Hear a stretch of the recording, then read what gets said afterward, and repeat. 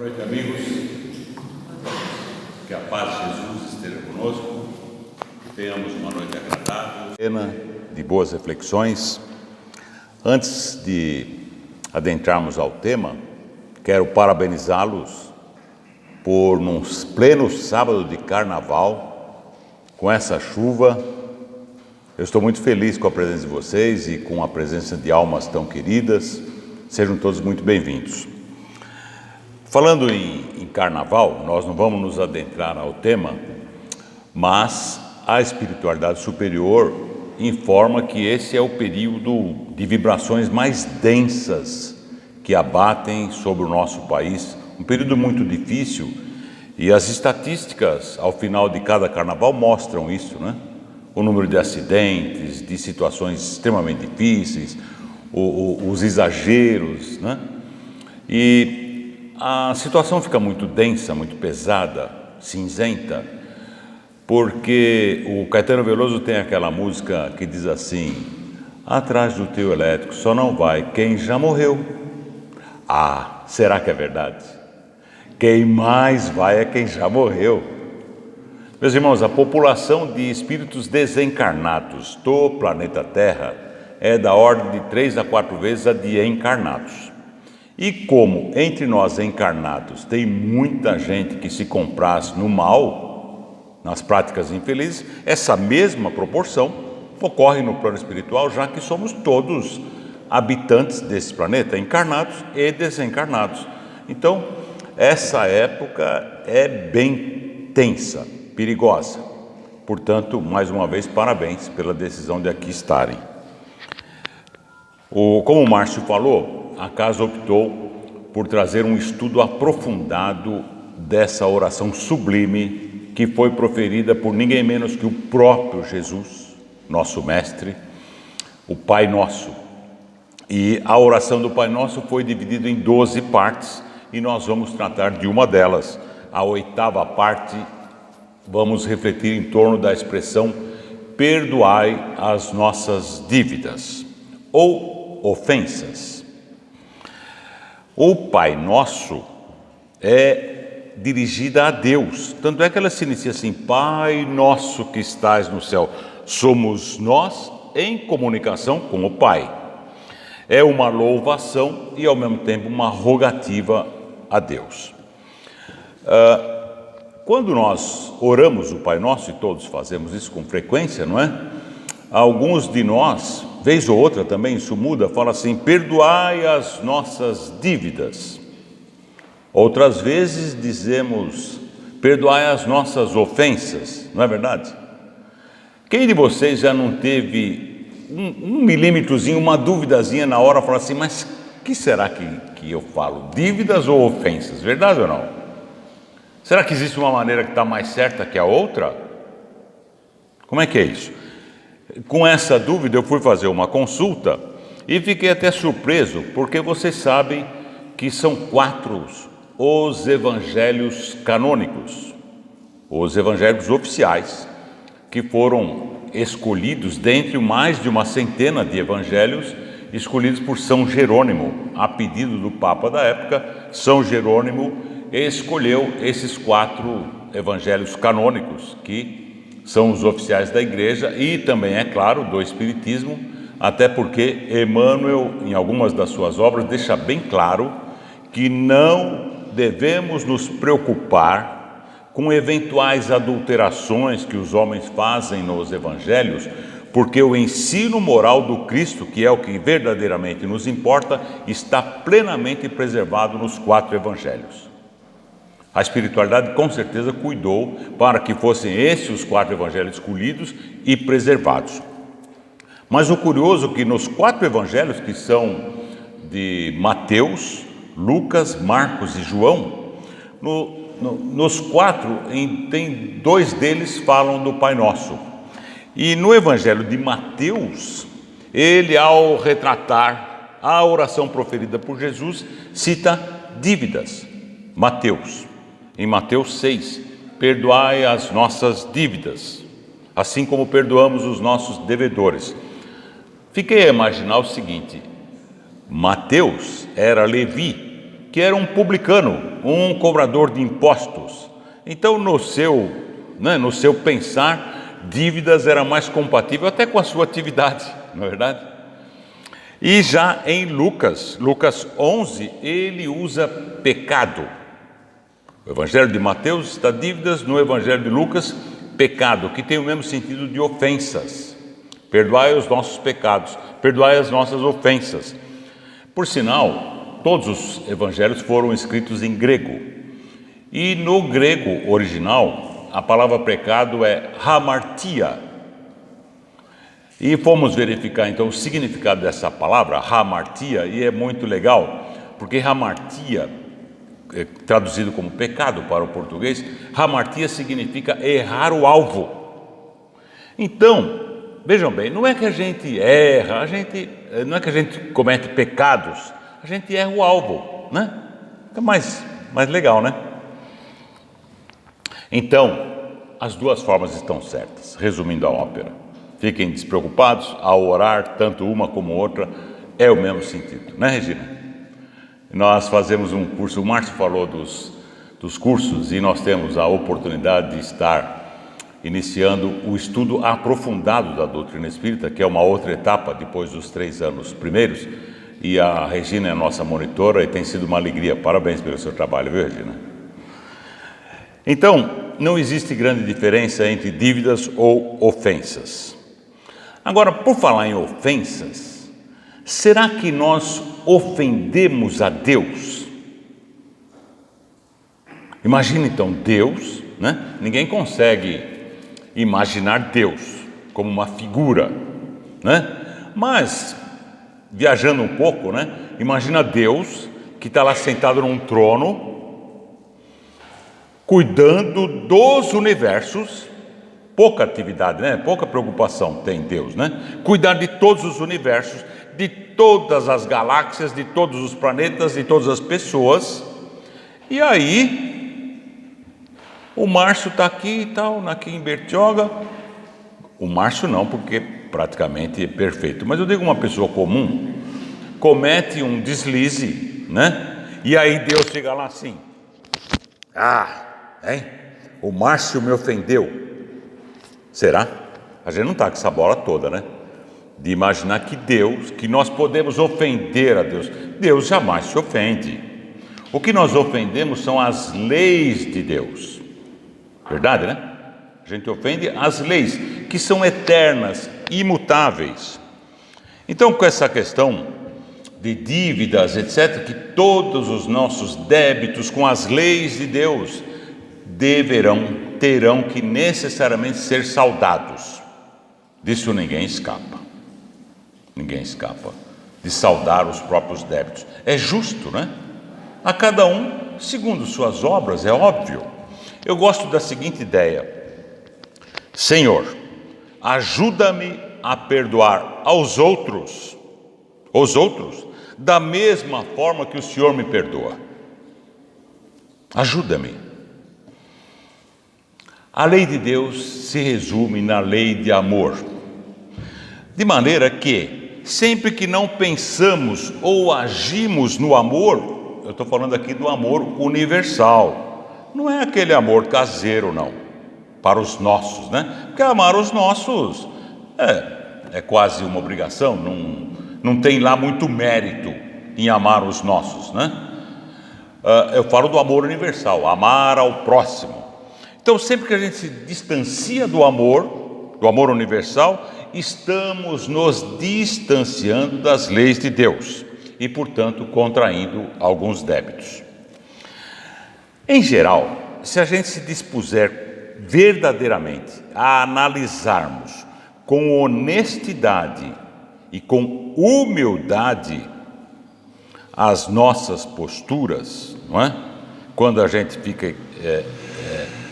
se equivoca, raros de nós fazem isso. Analisar a nossa postura com real honestidade e humildade. Alguém poderia dizer assim: mas sabe que é difícil isso, porque o certo e o errado são relativos. Não se fala isso? Isso é relativo, certo e errado é relativo. Não é não. Certo para nós, cristãos, espíritas. Certo é o que Jesus ensinou. Errado é sempre que a gente se distancia disso. Ah, mas eu não consigo realizar o que recomenda o Evangelho na íntegra. Eu também não. Alguém consegue? Não é disso que nós estamos falando. Estamos falando de ter o Evangelho de Jesus como norte, como roteiro, como caminho a ser seguido e, modestamente, dentro das condições individuais, que são diferentes, a gente procurar, dentro do que a gente consegue, seguir nessa linha. Vai dar uma escorregada aqui e ali e tal, mas mais ou menos tenta, seguir por aí. Esse é o caminho. Então, não é relativo não. Certo é o que Jesus ensinou, errado é longe disso. O problema é que, em geral, nós temos uma grande tendência de nos acharmos certos. Sempre que a gente tem uma dificuldade, uma situação, quem está certo? Nós. Eu até falava com a minha amiga Lia aqui agora há pouco, que para mim só existe duas maneiras de fazer as coisas, a minha e a errada. Verdade ou não? Isso com muita modéstia eu falo.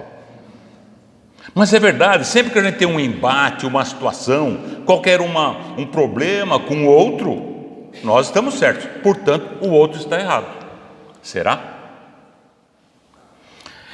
Há uma grande dificuldade exatamente por isso em realizar o perdão. Porque se você está certo, por que você tem que perdoar?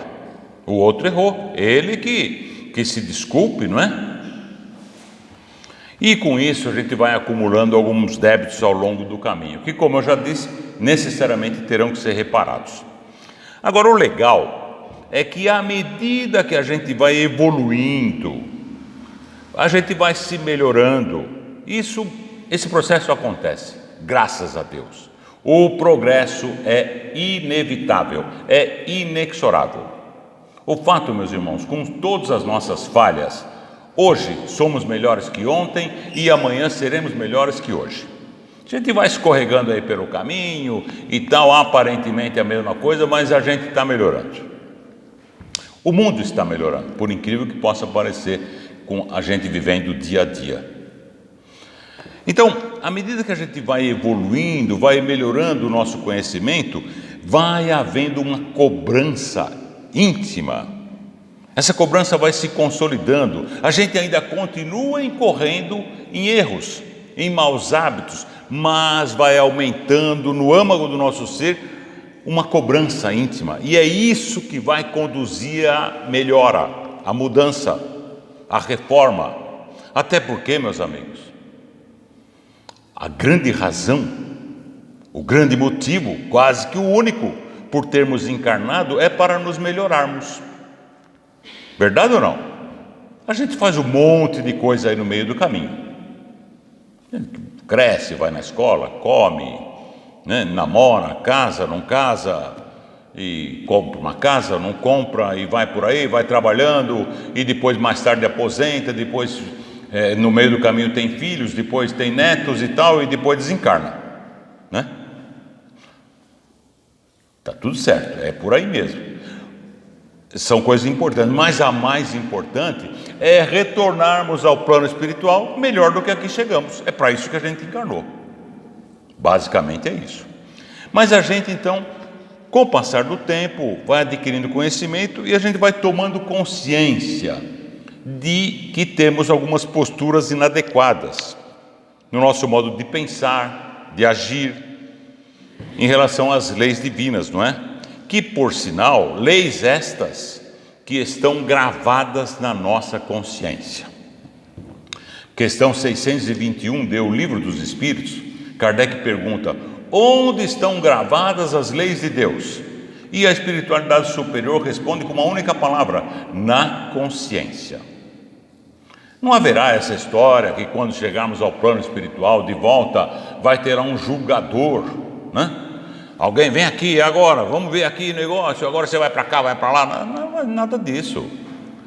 Nós que temos as leis gravadas na nossa consciência, ao analisarmos friamente sem a questão da matéria, sem o verniz social, a gente olhar a nossa postura, você vai perceber pela sua consciência o quanto você cometeu de acertos e de erros, e isso vai te conduzir ao lugar exato do seu merecimento no plano espiritual, nem melhor nem pior, exato, porque lá não tem jeitinho.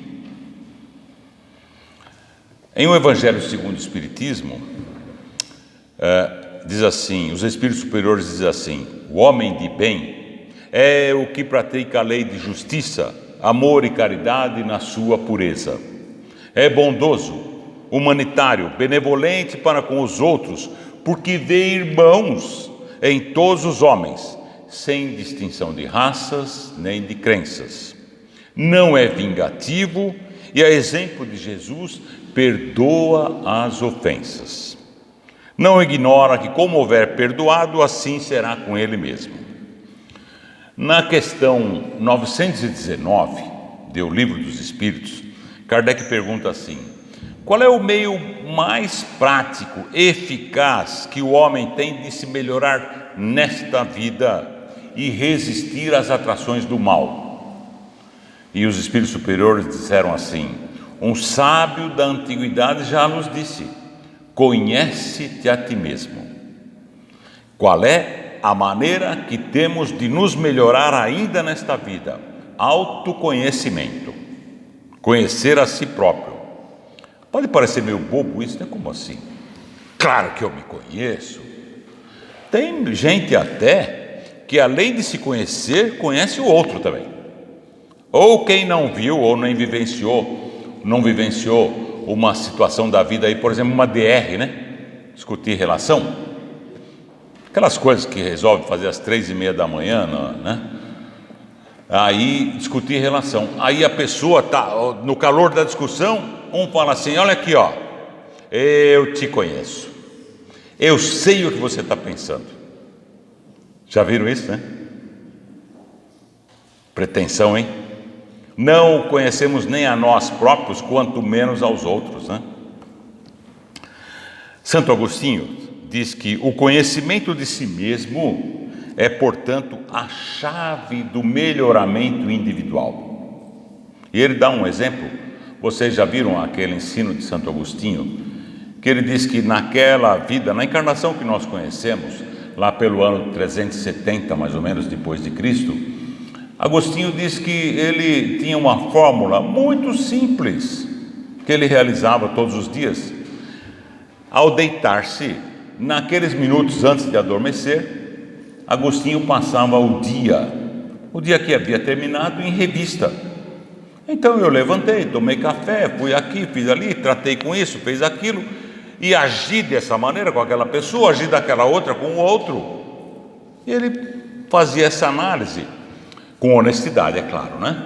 E aí, quando ele percebia que ele agiu adequadamente, ele pensava assim: ótimo, nesse ponto eu vou continuar pensando e agindo assim. Quando não, eu falo, preciso me modificar nesse ponto.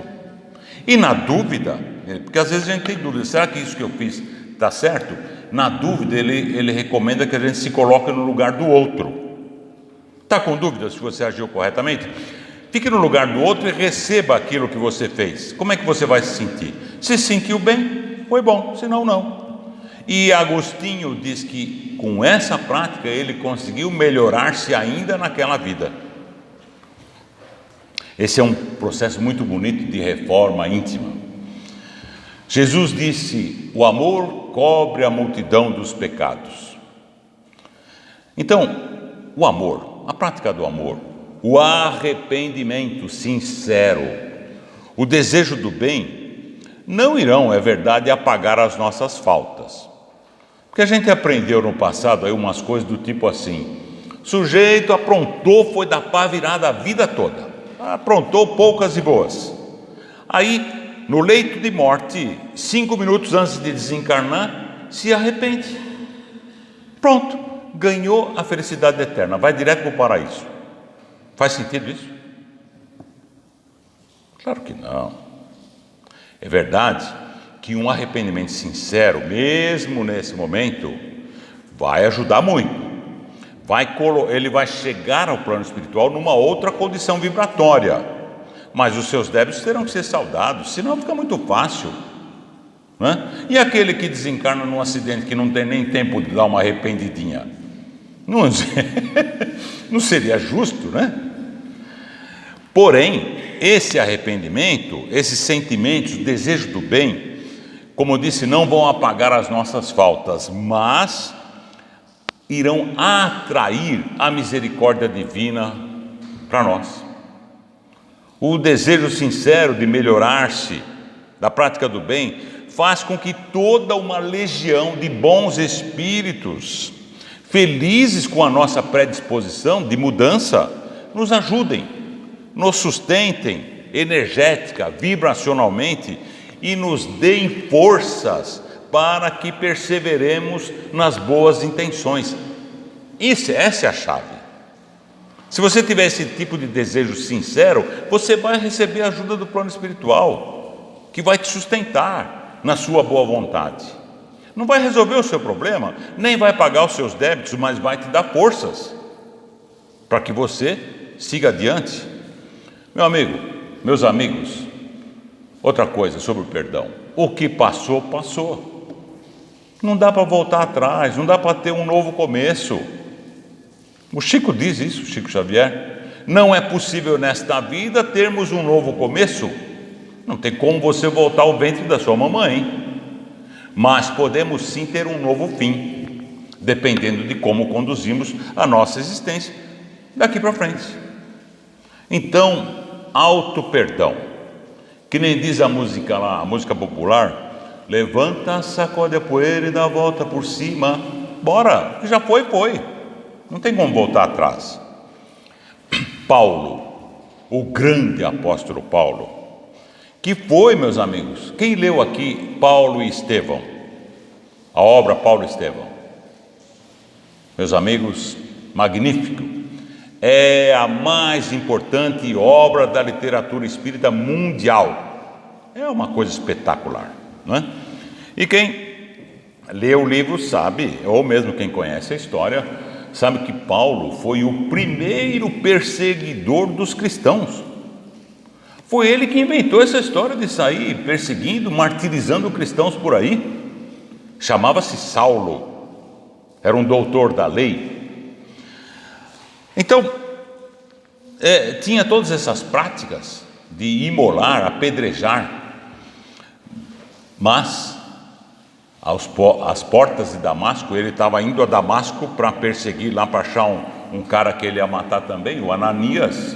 E aí, ao sol do meio-dia, aconteceu uma luz tão intensa que ele ficou cego dos olhos físicos, caiu do cavalo, literalmente caiu do cavalo, né? E lá no chão ele vê uma luz, vê com os olhos do Espírito, vê uma luz muito intensa, e dessa luz surge uma figura majestosa, Jesus. E quando ele se vê frente a frente com Jesus, não ficou se lamentando, como a gente costuma fazer, não ficou se desculpando: sabe o que é, mestre, eu fiz isso aqui por causa disso, né? Não ficou se justificando. Em segundos,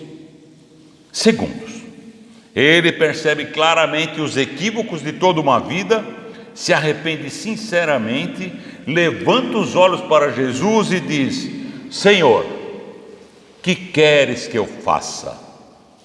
Olha, essa conversão é a coisa mais linda. Emmanuel afirma que as maiores mudanças a caminho da luz numa única vida corpórea, os dois maiores exemplos de conversão são exatamente Maria Madalena e Paulo de Tarso. Sobre o perdão, meus amigos, perdoar não é necessariamente esquecer. O nome disso é amnésia. Perdoar é lembrar sem se ferir, sem sofrer. Esse é o caminho da autocura. A mágoa, o rancor, a raiva, o desejo de vingança, todos esses sentimentos que impedem o perdão, também impedem que a gente possa atrair boas energias, saudáveis, agradáveis. Quando alguém nos magoa, nos fere, o perdão é a nossa proteção contra o assédio de energias negativas, as obsessões, e também é uma proteção da saúde física. A mágoa, o rancor, são os maiores causadores das graves enfermidades da população. Doenças das mais graves, como o câncer, por exemplo, são gerados pela mágoa, pelo rancor.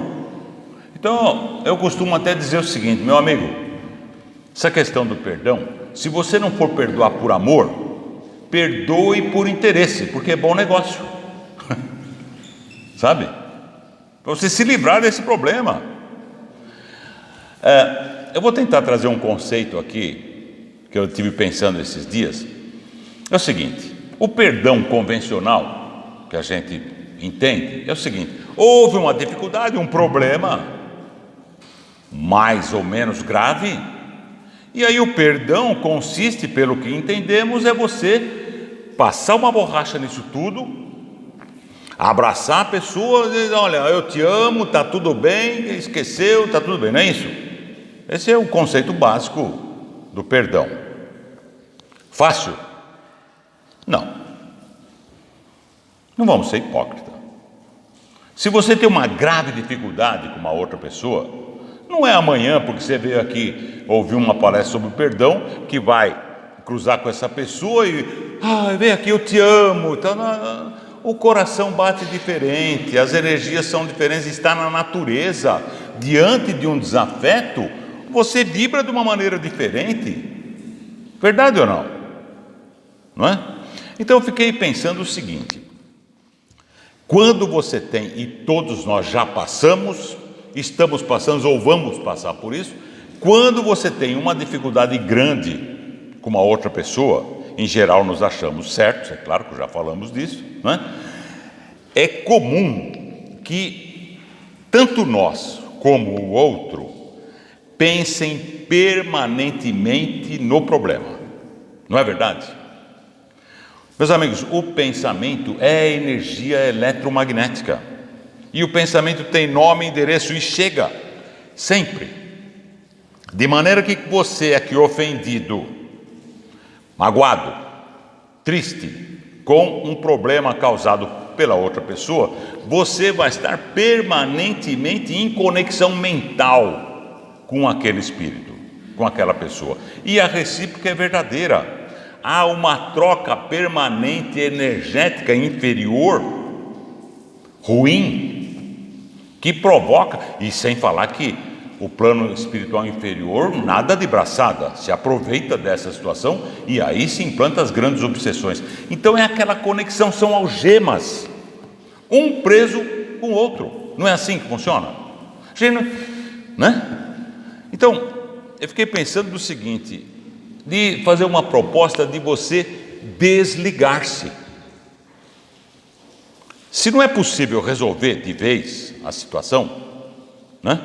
E normalmente não é, então você procurar se desligar dessa conexão, desse pensamento permanente negativo, dessa energia deletéria ruim, manter uma distância psíquica daquela situação que te trouxe tristeza, conflito, sofrimento, e com isso você não fica tanto preso à mágoa, ao rancor, ao desejo de vingança. Você consegue abrir essas algemas. Faz sentido? Mas então você vai se afastar daquela pessoa. E o amor? Calma. Por enquanto, se você conseguir dar uma desligada, sabe, quando vem aquele pensamento, não vou ficar preso com isso, faz uma oração, eleva o pensamento, ouve uma música, sei lá, faz alguma coisa, mas sai dessa conexão, exercita isso. É possível. Falo por experiência própria. Tentar desconectar essa coisa ruim. E aí, eu fiquei pensando o seguinte: é um ato de amor para com o próximo. Além de você ficar melhor com essa situação, para de sofrer tanto com aquilo, você também está liberando o outro dessa conexão permanente, porque se você está vibrando numa outra faixa, aqueles dardos que estão vindo de lá para cá não vão te atingir e também não vão causar efeito.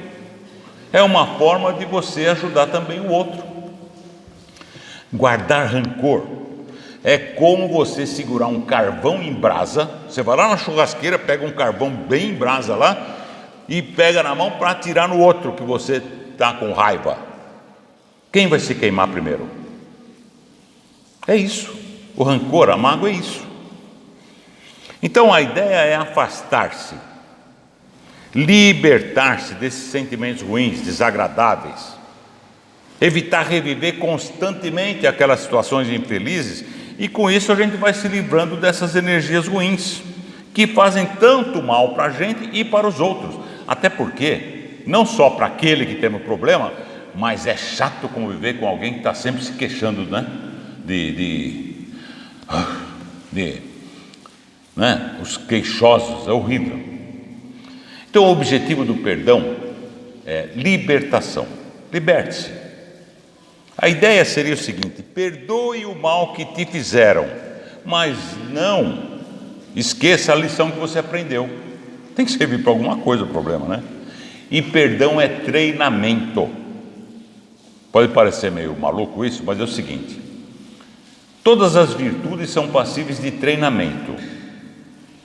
Assim como você que está sedentário e pretende dar uma melhoradinha na sua condição física para se sentir melhor, então você vê a pessoa aí correndo aí na orla da praia, fala: poxa, eu tenho uma vontade de fazer isso, mas eu não consigo correr. Tá bom, vai caminhar um pouquinho, caminha 10 minutos hoje, semana que vem 15, daqui a pouco, depois de um tempo, você vai estar dando uns trotinhos, verdade ou não? E com as virtudes é igual.